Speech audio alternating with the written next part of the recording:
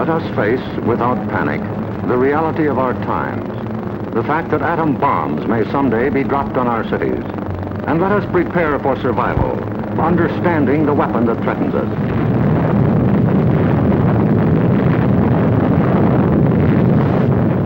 An atom bomb destroys or injures in 3 ways: by blast, heat, and radioactivity. The blast of an atom bomb is its most important destructive agent. In Japan, whole buildings were flattened by its force. However, many buildings of sturdy construction, even though close to the explosion, remained standing. The principal dangers of blast are flying glass and debris,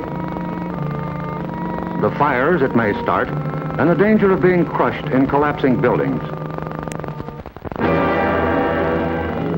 The atom bomb destroys by heat. People caught in the open as far as 2 miles away suffered flash burns. Yet, protection could have been easily achieved.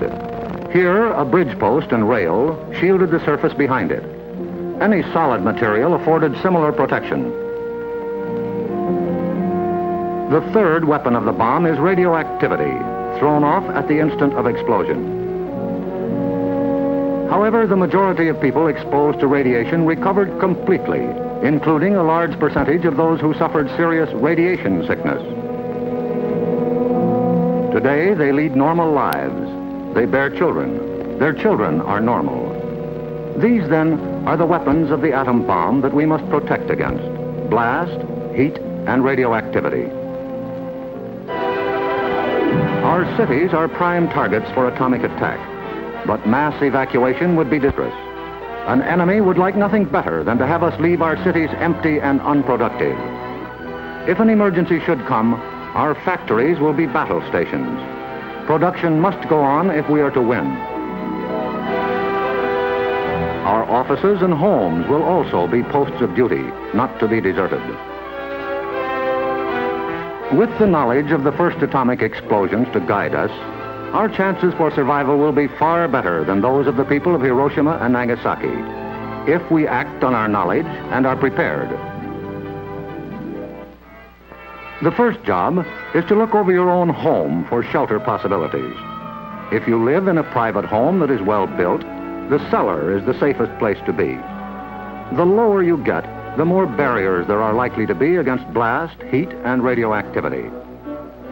Select the basement wall nearest the probable target area of your city. If the house is blown over, it will most likely fall away from this wall. If you have a workbench or strong table big enough to get under, move it into your shelter area near a wall or strong supporting column. If the time comes when you actually have to take shelter, lie under the table.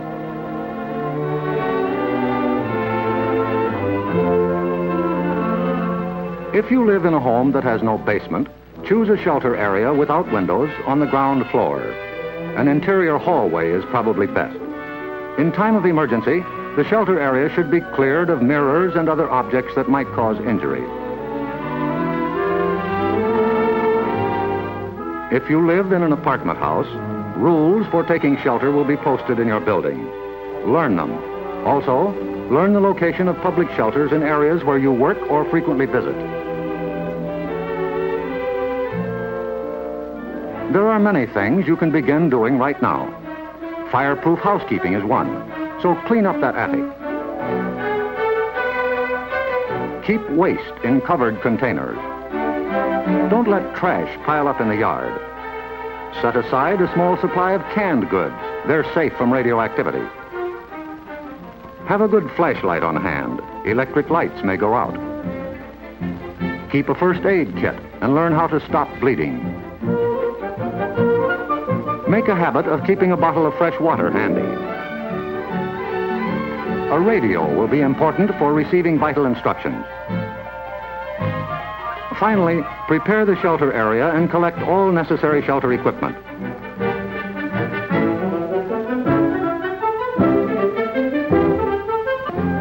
In case of an actual raid or test drill, the alert will be a warbling siren blast lasting 3 minutes.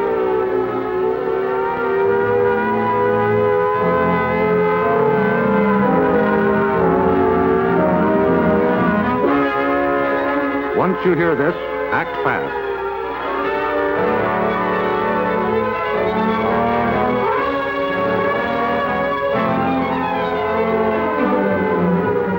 pull down the shades or blinds and close the drapes against flying glass. Turn off the burners of your gas or electric stove. Disconnect any heating elements, such as electric iron, hot plates, or bathroom heaters.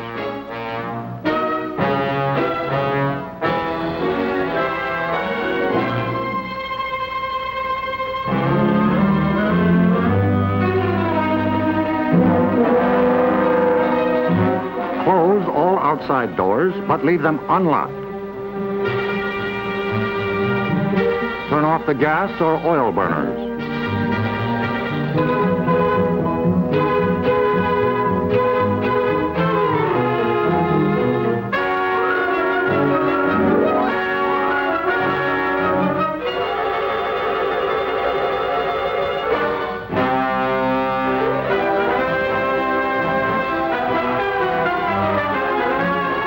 Taking shelter may be a race against time, even when you have some advance warning.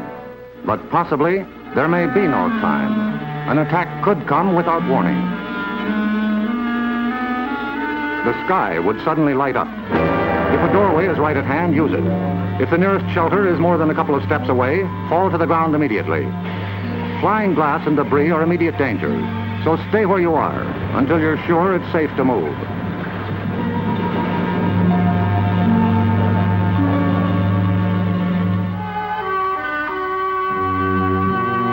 If you are at home when a surprise attack occurs, crawl beneath a table if it is very near, or drop to the floor with your back to the window.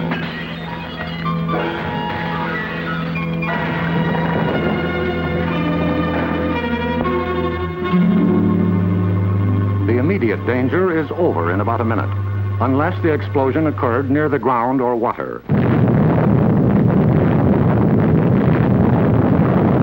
In this case, radioactive materials are trapped in the particles of dirt or water thrown up by the explosion. When these particles fall back to Earth, they may be dangerous. So get indoors immediately after a ground-level explosion. Cover broken windows against radioactive dust with blankets or cardboard. Civil defense radiological teams, equipped with radiation survey meters, will check on contamination in any bombed area. Stay under cover until you hear officially that it is safe outside. If you have been exposed to radioactive dust, wash the exposed areas. Pay particular attention to your hair. Get all the dirt from under your fingernails. If the people of Hiroshima and Nagasaki had known what we know about civil defense, thousands of lives would have been saved. Yes, the knowledge is ours, and preparation can mean survival for you. So act now. Someday your life may depend on it.